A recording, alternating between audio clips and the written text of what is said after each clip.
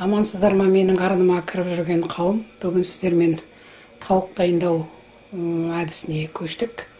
Мына тауықты басқа дайындаудың түрлері өте көп. Соның ішінде асқабақ пен духовкада дайындалған түрін көрейік қазір сізбен бірге. Бұл тамақты жасау үшін бізге мына тауықтың сандары керек. Біз 8 штугын алдық, 8 данасын. Сосын бір бас пияз, қызыл көкбұрыш алсаңыздар да болады. Сосын сәбіз. Бірінші жақсылап бұны жаңа жуып қойдық. Енді сүртіп аламыз дағы. Табаға салып қорып алып, сосын барып духовканың листіне саламыз.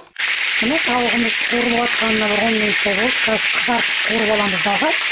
Мына духовканың листіне әдемілеп тауықтың аяқтарын сап қойдық. Дәмдеуіштерін бәрін септік. Қызыл бұрыш, қара бұрыш, басқа да өзіңіз жақсы көретін дәмдеуіштерді себіңіз. Сосын жанына асқабақ қойдық. Сіз картоп қойсаңыз да болады. Біз асқабақты жақсы көреміз. Сондықтан енді осыдан бір 30 минут тұрады. Сонан кейін көреміз. Міне, пеште 35 минут тұрды. Қараңыз қандай көркем, әдемілік. Қазір дастархан. Міне, керемет тағам болып шықты.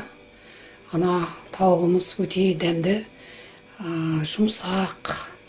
Ана асқабағымыз әдемі піскен. Міне дастарханға келді. Тауықтың дайындайтын неше жолдары бар. Осы жолында, осы әдісінде көріңіз. Негізі тауықты пюремен жейді, картоппен, қуырылған картоппен де жейді. Сосын жаңағы күрішпен де беруге болады. Макарон, вермишельмен де беруге болады.